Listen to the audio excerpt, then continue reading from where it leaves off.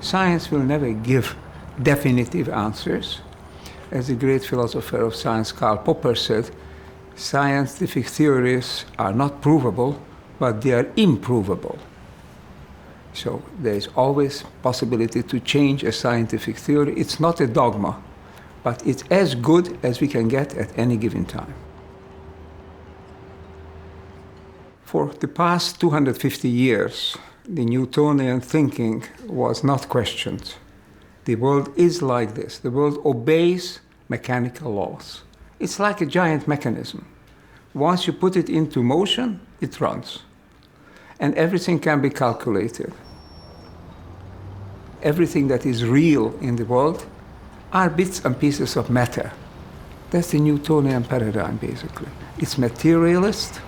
It's also called reductionist, because the attempt to explain how things are is to take them apart.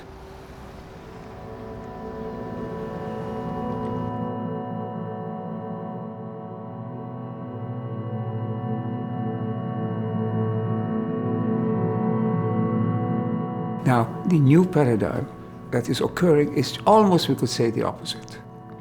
Because it's holistic, non-reductionist. It's not based on matter.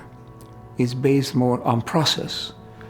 It's a process that's ongoingly interacting among all its parts. Before, the space was empty. Now it's full. Before, we used to talk about a vacuum. Now we talk about a plenum, a fullness.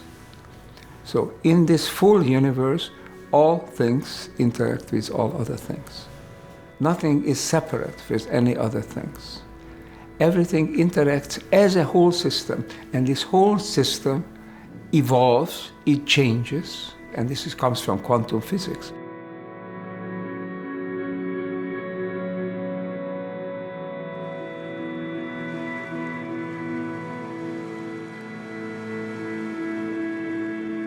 Think of waves. Think of this analogy. In the old science, you have a body of water, and you analyze the body of water as being made up of water molecules. And they move around, and the water molecules create the body of water.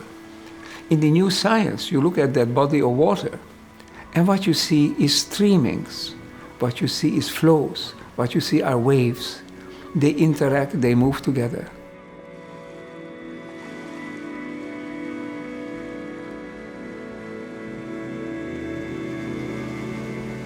You see how very different from the Newtonian old paradigm, where bits and pieces constitute the whole. Here the whole system influences and constitutes its parts. We can only make sense of the part by looking at the whole. So this is a very great step forward. I believe it's forward because it's very much in line with ancient intuitions. All the great spiritual traditions of the world speak about the whole system where everything is connected, which has a meaning in itself. And science is now rediscovering. Things are interacting, one and all, at all times. And our mind, our body, participates in this. Our consciousness reflects this.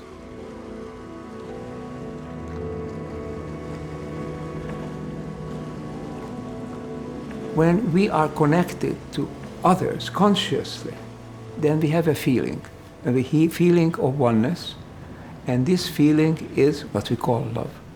Love means connection. Love means coming into the same wavelengths, as young people would say. We vibrate on the same frequency. We feel together. We feel that we belong. And love becomes extremely important today because modern people today have ignored their oneness, their relations with the environment, with the planet.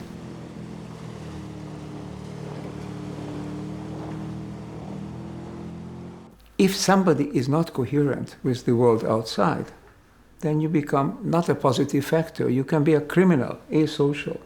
If one part of your body is not coherent with the other parts, it could become a sick part.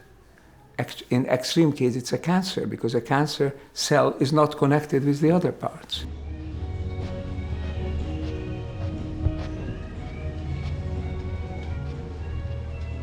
In all great religions, one of the ground rules is love others like you would love yourself. The golden rule says, don't do to others what you would like others to do to yourself. And this is absolutely true, because this means being coherent. Buongiorno, buongiorno. Come sta?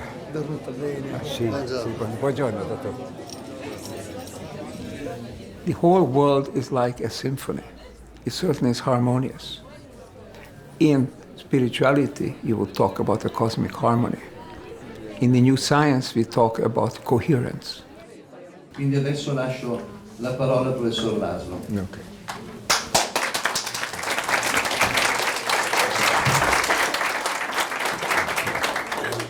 Grazie mille, dottor Biava. Quello che la grande religione, la grande tradizione spirituale hanno pensato, hanno detto come una coscienza divina. Quello che regge, quello che governa, quello che spinge avanti. E quello è presente nel nostro cervello, nella nostra coscienza.